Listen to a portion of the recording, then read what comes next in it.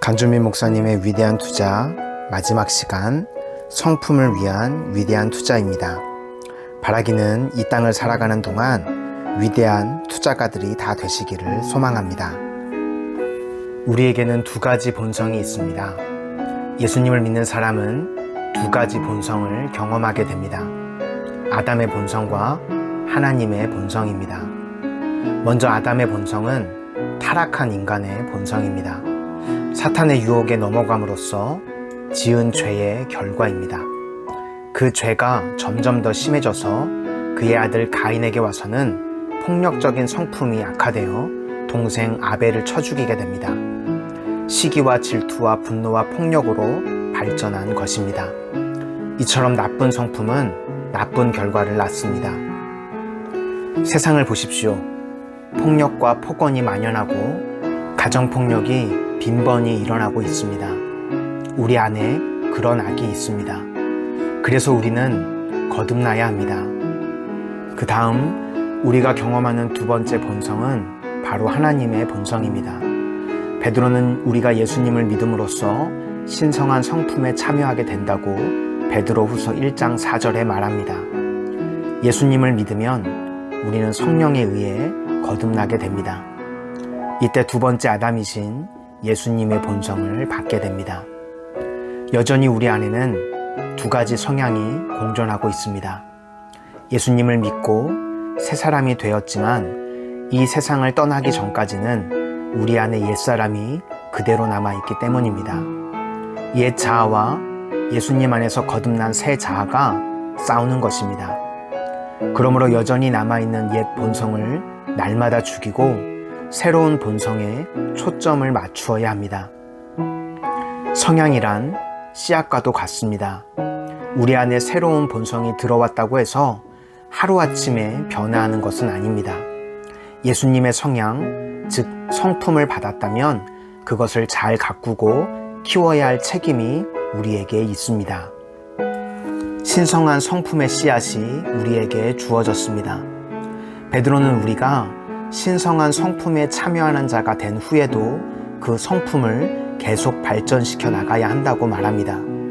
그러므로 너희가 더욱 힘써 너희 믿음의 덕을, 덕의 지식을, 지식의 절제를, 절제의 인내를, 인내의 경건을, 경건의 형제 우애를, 형제 우애의 사랑을 더하라. 신성한 성품에 참여한다는 것은 신성한 성품의 씨앗을 받았다는 뜻입니다. 그 씨앗을 키우기 위해서는 우리의 선택과 노력과 훈련이 필요합니다. 곧 신성한 성품을 형성하는데 시간과 정성을 들여 투자해야 한다는 뜻입니다. 우리 삶을 어디에 투자하는 것이 제일 좋을까요? 예수님의 성품을 형성하는 데 투자하는 것이 지혜입니다. 우리를 향한 하나님의 궁극적인 관심은 과연 예수님의 형상을 닮아가는 것입니다. 우리 삶의 성공과 성취를 지속적으로 유지하고 확장할 수 있게 하는 것, 또 성공하고 난 후에도 관계를 잃지 않고 가족을 지킬 수 있게 하는 것은 무엇일까요? 바로 성품입니다. 성품은 우리가 누구이며 무엇을 할 수 있는가를 말해줍니다. 성품 때문에 신뢰를 얻을 수도 있고 신뢰를 잃을 수도 있습니다. 성품 때문에 성공과 성취를 지킬 수도 있고 무너뜨릴 수도 있습니다. 성품이 우리 삶에 끼치는 영향은 그만큼 큽니다. 좋은 성품은 좋은 결과를 낳고 우리 삶에 좋은 흔적을 남깁니다. 그러므로 좋은 성품을 얻는 데에 투자하는 것은 투자 중에서도 아주 탁월한 투자입니다. 좋은 성품을 가지면 영원한 축복을 얻을 뿐만 아니라 자신도 복되고 가족과 공동체와 만나는 모든 사람을 복되게 합니다. 우리는 열매라는 단어에 관심을 기울일 필요가 있습니다. 하지만 열매가 있기 전에 씨앗이 먼저 있습니다. 하나님은 우리에게 열매를 주시지 않고 씨앗을 주십니다. 우리가 씨앗을 심으면 그 씨앗이 열매를 맺도록 성령님이 도우십니다. 우리가 예수님의 성품을 형성해 갈 때 성령님의 도우심이 절대적으로 필요하다는 사실을 인정해야 합니다. 우리 삶을 부욕케 하는 좋은 성품을 가꾸십시오.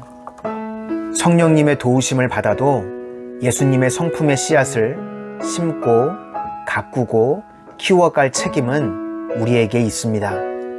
그러므로 우리 삶을 부욕케 하는 좋은 성품을 갖는 일에 투자하십시오.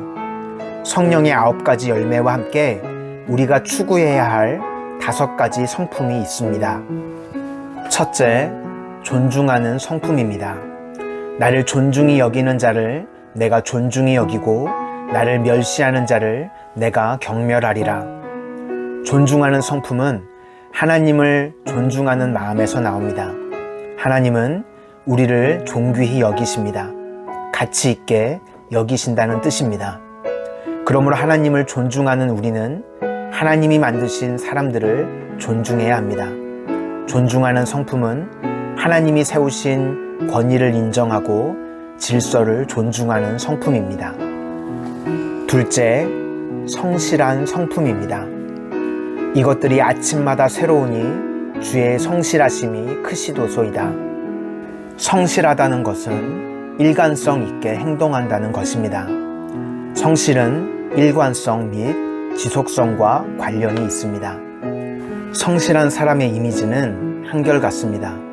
즉, 일관성이 있다는 것입니다. 쉽게 요동하거나 변덕스럽게 행동하지 않습니다. 성품은 습관을 통해 형성됩니다. 성실한 성품이 중요한 이유는 무엇을 하든지 지속적으로 반복하는 성품이기 때문입니다. 아리스토텔레스는 반복해서 실행하는 것이 곧 우리 자신이 된다. 탁월함은 하나의 사건이 아니라 습관이라고 말했습니다. 성실한 성품은 생각의 습관, 태도의 습관, 마음의 습관, 행동의 습관 등을 형성하는 데 도움이 됩니다. 또한 탁월성을 추구하도록 돕는 성품이기도 합니다. 어떤 일을 10년 이상 또는 1만 시간 이상 반복하면 탁월함에 이른다는 말이 있습니다. 반복하는 횟수가 늘다 보면 어느 순간에 임계점에 도달하게 됩니다. 그러면 우리 역량은 다른 차원으로 들어가게 됩니다. 셋째, 겸손한 성품입니다. 나는 마음이 온유하고 겸손하니. 겸손은 무엇일까요? 겸손은 모든 공을 하나님께 올려드리는 것입니다. 하나님의 절대 주권과 섭리를 인정하는 것이며 만물이 하나님으로부터 비롯된 것을 인정하는 것입니다. 또한 자신을 도와준 사람들에게 공을 돌리는 것입니다. 그래서 겸손한 사람은 누구누구 덕분에라는 말을 많이 씁니다. 겸손한 사람은 자신의 부족함을 알기에 늘 경청하고 배우기에 힘씁니다. 그럼으로써 지혜롭게 됩니다. 겸손한 사람은 자족할 줄 알며 하나님이 주신 복을 누림을 당연하게 여기지 않고 늘 감사합니다. 넷째, 온유한 성품입니다. 예수님은 온유하신 분입니다. 온유는 팔복 중의 하나로 온유한 성품은 따뜻하고 부드러운 성품입니다. 생명이 약동하는 어린아이의 몸은 따뜻하고 부드럽습니다. 반면에 죽어가는 몸은 차갑고 딱딱합니다. 사람들은 거칠고 차가운 사람보다는 따뜻하고 부드러운 사람을 더 좋아합니다. 성품에도 온도가 있고 감정이나 언어에도 온도가 있습니다. 온유라는 성품은 늘 따뜻합니다. 체온이 낮아지면 육신에 병이 들기 마련입니다. 교회는 그리스도의 몸이므로 늘 따뜻함을 유지해야 합니다. 그리스도의 몸된 교회가 따뜻해야 생명으로 충만할 수 있습니다. 바울은 자신의 영의 아들 디모데에게 온유한 성품을 가질 것을 권면했습니다. 주의 종은 마땅히 다투지 아니하고 모든 사람에게 대하여 온유하며 가르치기를 잘하며 참으며. 다섯째, 거룩한 성품입니다. 기록되었으되 내가 거룩하니 너희도 거룩할지어다 하셨느니라. 거룩함은 하나님의 속성입니다. 우리는 거룩한 사람을 신뢰하고 존중합니다. 미국의 성공의 주교 필립스 브룩스는 위대한 일을 하는데 필요한 것은 위대한 사람이 아닌 거룩한 사람이라고 말했습니다. 사람들은 거룩한 사람에게 중요한 일을 맡깁니다. 거룩은 우리에게 무한한 축복을 제공해 줍니다.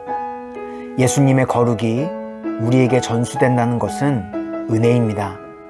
그러나 우리 자신이 거룩을 추구해야 합니다. 습관을 들이는 훈련은 탁월한 투자입니다. 감사하는 성품은 영적 성숙의 절정입니다. 감사로부터 모든 성품이 나옵니다. 고대 로마의 철학자 키케로는 감사는 가장 위대한 품성일 뿐 아니라 다른 모든 품성의 어머니라고 말했습니다. 평범한 그리스도인과 예수님의 성품을 가진 그리스도인을 가장 잘 구별해낼 수 있는 기준은 감사입니다. 감사는 높은 수준의 영적 훈련의 결과입니다.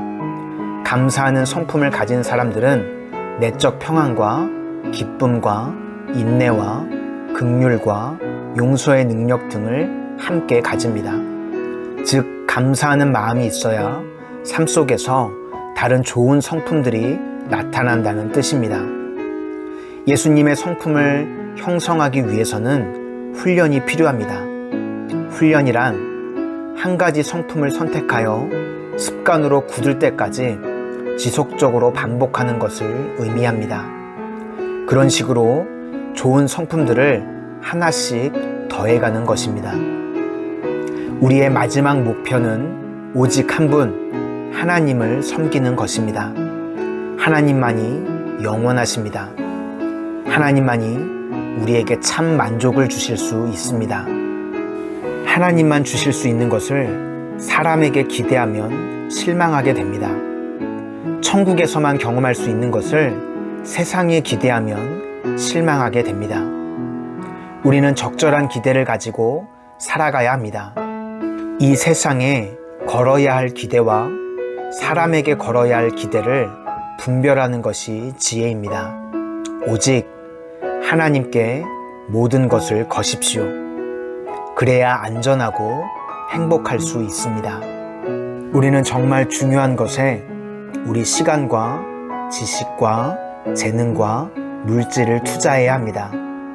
영원하신 하나님, 영원한 말씀, 영원한 영혼, 영원한 가족, 영원한 천국, 그리고 영원히 가져갈 수 있는 성품에 투자하십시오. 영원한 것을 생각하며 살아가는 사람은 현재의 삶에도 충실할 수 있습니다. 가장 의미 있고 가치 있고 보람 있게 살 수 있습니다. 그 대신 영원한 행복을 주는 것에 집중하십시오. 위대한 투자를 통해 하나님의 큰 은총 아래 살아가시기를 기도합니다.